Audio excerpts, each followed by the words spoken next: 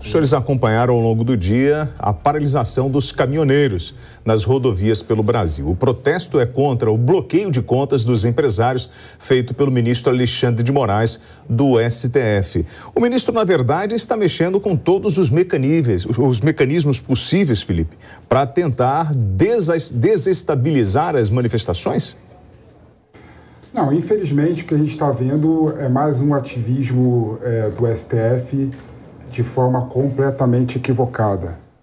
Não tem nenhum sentido o Alexandre de Moraes, mais uma vez, querer bloquear contas bancárias de pessoas que apoiam a manifestação que nós estamos vendo aí.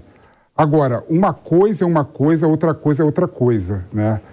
Os caminhoneiros querendo bloquear as vias das principais rodovias do Brasil, especialmente no Mato Grosso, onde o agronegócio é forte e gera abastecimento em todo o Brasil, também é um equívoco, não é? Não se faz manifestação violando um direito fundamental, que é o direito de ir e vir da sociedade, que é o direito que as pessoas têm de ser abastecida com alimentação em sua residência. Existem formas muito mais inteligentes de você buscar e protestar contra essa decisão do Supremo Tribunal Federal, que está, na minha opinião, fugindo de todos os limites. Marco Antônio Costa. Bem, boa noite a toda a audiência da Jovem Pan que nos escuta a essa hora. Eu acho que o ponto principal aqui é, primeiro, identificar quem gera a crise. Qual é o começo da crise? Quando você começa a se perguntar, né, de onde vem o problema institucional no Brasil que remete à insegurança jurídica que a gente vive, não só nós, cidadãos, mas no âmbito dos poderes, da relação harmônica, que deveria pelo menos ser harmônica entre os poderes. Todas as respostas remetem ao Supremo Tribunal Federal e, durante o período eleitoral, ao Tribunal Superior Eleitoral. E as figurinhas carimbadas são as mesmas. Os ministros do Supremo que compõem o TSE e que estão lá no Supremo Tribunal Federal, fazendo turismo em Nova York, rindo da cara do cidadão brasileiro que está revoltado com a situação da eleição, que não se sabe como aconteceu, cadê o código-fonte, cadê a explicação sobre os logs das urnas. Eu quero algumas respostas. E a resposta que vem é perdeu o mané. Perdeu o mané. Então, eu imagino que isso também mexe com o Felipe. Deveria mexer com toda a esquerda brasileira. Mas, infelizmente, o Felipe é uma voz dissonante da esquerda. A esquerda militante, esses progressistas malucos, que agora aplaudem cancelamento, aplaudem o que aconteceu com a Jovem Pan, aplaudem suspensão das redes sociais, aplaudem bloqueio das contas bancárias feitos de maneira completamente randômica e aleatória. Eles gostam de ver essa postura totalmente tresloucada de uma pessoa. Isso daí se chama, sabe o que, William e Felipe? Hubris. Sensação de invencibilidade por parte de ministros do Supremo Tribunal Federal. E eu digo uma coisa, muito claramente. A hubris é o primeiro sintoma antes da derrocada de qualquer líder político, de qualquer líder em qualquer situação que a nossa história nos mostra. É a derrocada. Isso é sinal da derrocada, porque a pessoa se acha invencível e o povo não aceita isso. Aí você fala para mim, Felipe, poxa, é errado bloquear estrada. Concordo, direito de ir e vir, a gente não pode, tem que protestar. Agora, não tem nada contra paralisação de caminhoneiro. Se quiser paralisar tudo, tem que paralisar, segundo eles, a manifestação orgânica. Mas aí, Felipe, e aí nós estamos falando de uma possibilidade de desabastecimento. A gente tem aí, hoje, no Brasil, Minas Gerais, Mato Grosso, Santa Catarina. Agora, acabei de receber a informação em relação a Castelo, aqui em São Paulo, no quilômetro 30. Também pararam o Rio de Janeiro, na altura de Barra Mansa, Goiás. Então, assim, está ganhando corpo. Alexandre de Moraes, ele acabou mexendo num vespeiro? Não, Alexandre de Moraes, ele está mexendo no vespeiro já tem algum tempo, não é? E, infelizmente, ele tomou essa medida no momento que o país precisa de unidade, o Brasil precisa de paz, o Brasil precisa realmente pensar o seu futuro. O Alexandre de Moraes, com essas decisões após as eleições, ele só consegue incitar o povo, não é? Isso é um absurdo, isso vai contra qualquer posicionamento e qualquer conduta no sentido de pacificar o país, e isso tem que ser, de certa forma, colocado num patamar de crítica. E, Marco, agora é o seguinte, apesar de eu concordar que há o direito de livre manifestação, há o direito de reunião, não é? Há o direito das pessoas se reunirem e chorarem junto ao resultado das eleições, né? Porque isso que a gente está vendo nada mais é do que um grande chororô, não é? O objeto da manifestação, no meu entendimento, que é o resultado das eleições, a questão da violabilidade ou não das urnas eletrônicas, na minha opinião, é completamente equivocada, né? As pessoas podem se unir, podem chorar à vontade junta, podem abraçar e no momento de tristeza, mas assim, no fundo do meu coração e no meu entendimento, né, esse objeto da manifestação, ele é completamente equivocado, né? Porque o que a gente viu é que a eleição, apesar de determinados excessos do Tribunal Superior Eleitoral, que tem, é importante destacar, em todas as eleições no Brasil, não há nenhum tipo de prova que coloque em xeque a legitimidade do resultado das eleições. E, infelizmente, essa manifestação dos caminhoneiros, na minha opinião, é um excesso, porque viola completamente o direito de ir e vir, e viola ainda... Não. Você tem dois erros aí coloca em crise e prejudica toda a população que precisa de alimento na sua mesa. Marco, antes de passar a palavra para você, chegou agora a informação, 10 homens cortaram as mangueiras dos caminhões na Castelo Branco, na altura do quilômetro 30, o trânsito completamente parado. A ViaOeste está informando que tem uma faixa liberada no sentido interior, no quilômetro 30, em Itapevi, sentido interior. As imagens começam a chegar. Então, Marcos, nós estamos falando de 10 homens agindo com essas ações, cortando mangueiras. E aí...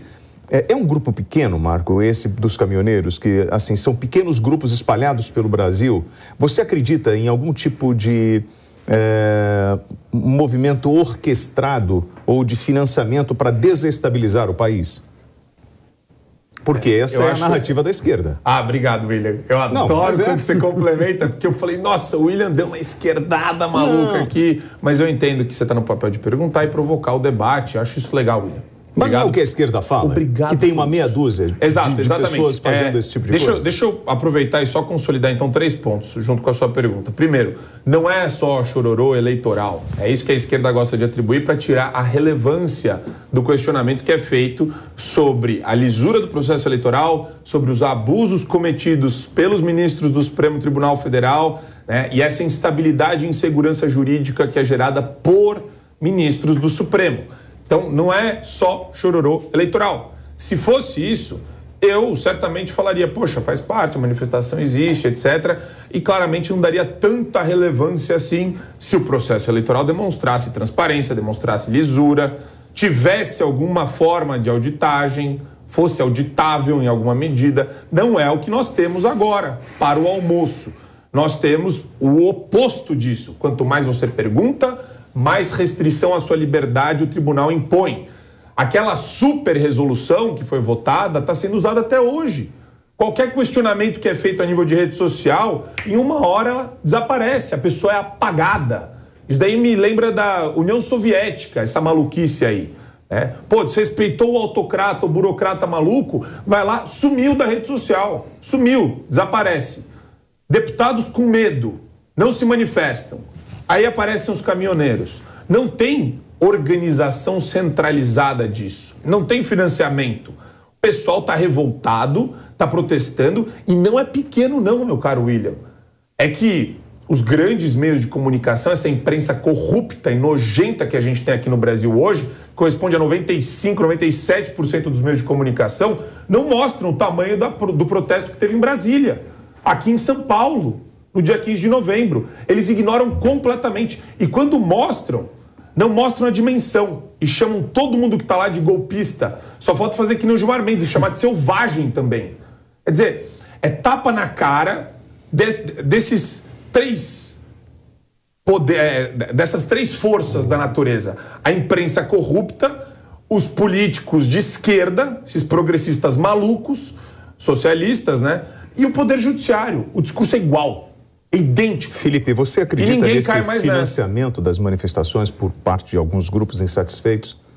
Eu acredito, eu acho que deve ter algum tipo de patrocínio, mas eu não vejo nenhum problema nisso, não. Sendo bem sincero, eu acho que faz parte de qualquer tipo de protesto. Então por que a esquerda reclama disso?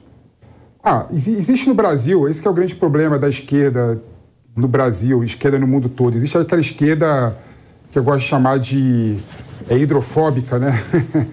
Identitária, e que tem aquela ideologia do pobrismo, né? Que gosta de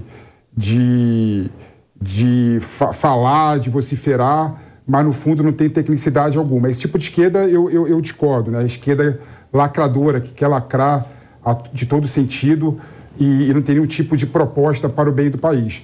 Eu sou contra esse tipo de esquerda, sou contra esse tipo de posicionamento.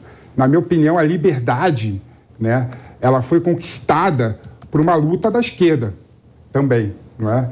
Então, eu sou a favor da total liberdade de expressão e total liberdade de manifestação.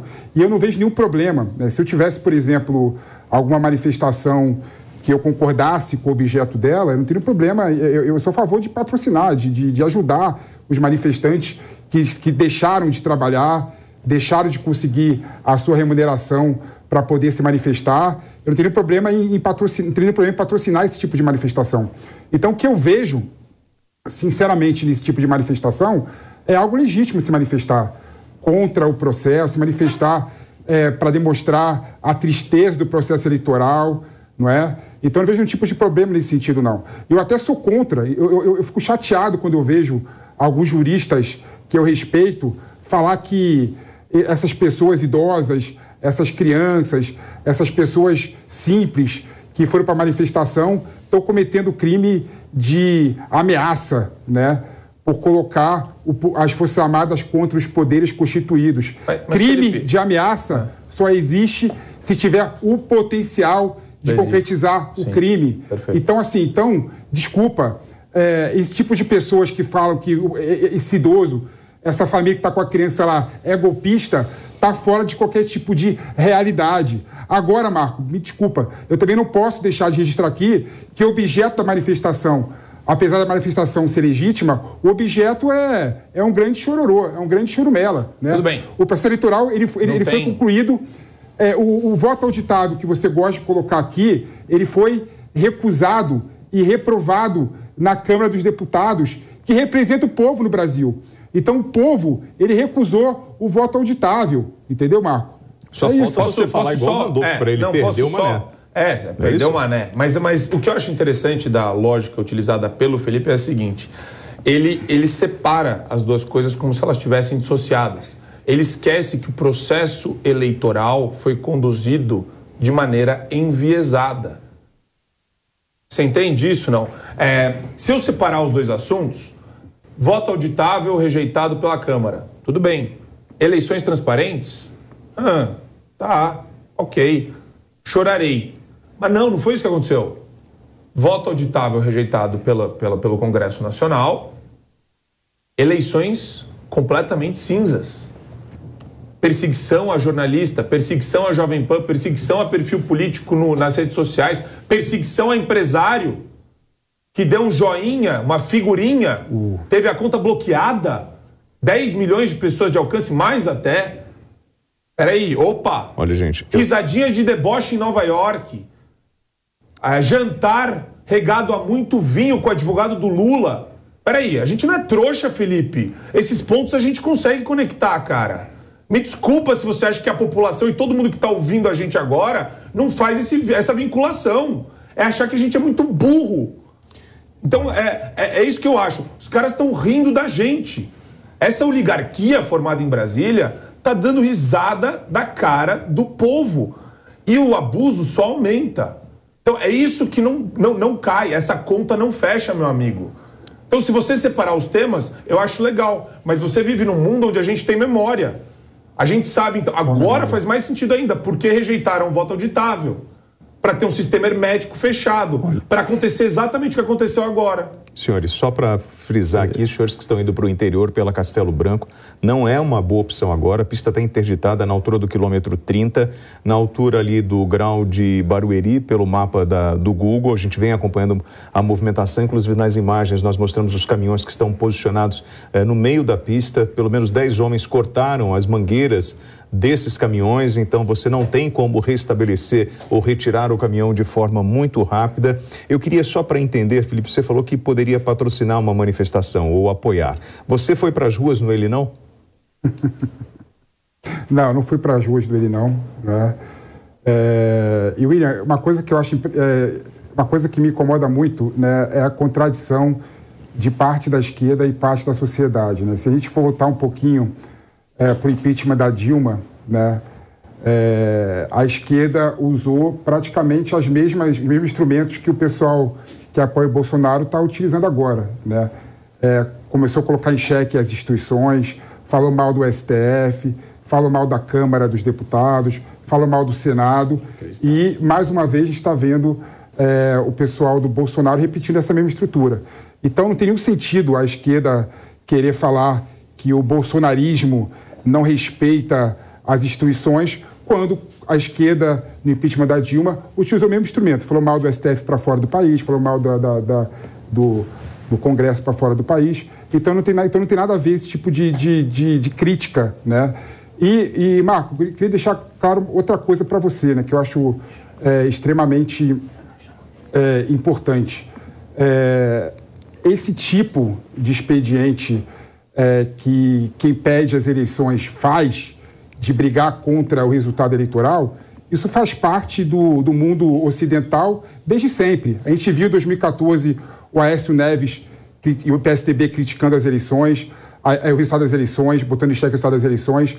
A gente viu nas eleições dos Estados Unidos recentemente, quando o Biden venceu as eleições do Trump, os trumpistas também falaram mal do resultado das eleições. Então, isso colocar em xeque o resultado das eleições faz parte da democracia ocidental. Então, assim, é um grande choro no final das contas, não é? Não tem nada a ver com o processo eleitoral em si. Se o processo eleitoral fosse auditável e fosse possível recontar os votos, você, Marco, estaria chorando da mesma forma que você está chorando agora. Então, aí que tá, né? Um grande C, né, Felipe? Olha que C que você colocou agora na minha mão. Agora, em quem que eu acredito? Eu acredito em você? Eu acredito no Lewandowski, que rasgou a Constituição para permitir que a Dilma continuasse elegível? Eu acredito no Alexandre de Moraes, que mandou prender parlamentar eleito que tem imunidade material e formal? E aí? Quem que eu acredito? Faz o histórico agora. Eu acredito no Supremo Tribunal Federal, que por meio de uma manobra jurídica soltou o Lula e tornou ele elegível também, reposicionando reformulando a jurisprudência sobre prisão em segunda instância. Cara, se você fizer a cronologia, Felipe, de novo, se a gente conta essa história direitinho, de lá de trás até hoje, mas, Marco, vira uma novela mexicana de quinta categoria. Não dá para aceitar. É isso que está deixando as pessoas completamente revoltadas. Marco, se você voltasse um pouquinho, não pegasse só após 2020 a questão do STF, fosse para 2018, você vai ver que o advogado Lula entrou com habeas corpus para disputar as eleições e o STF negou, né? Ou seja, então o STF naquela ocasião errou em não deixar Lula concorrer nas eleições de 2018. Ou ele acertou agora, entendeu? Ou seja, então Você quer mais insegurança jurídica que isso? Você só prova o que eu falo.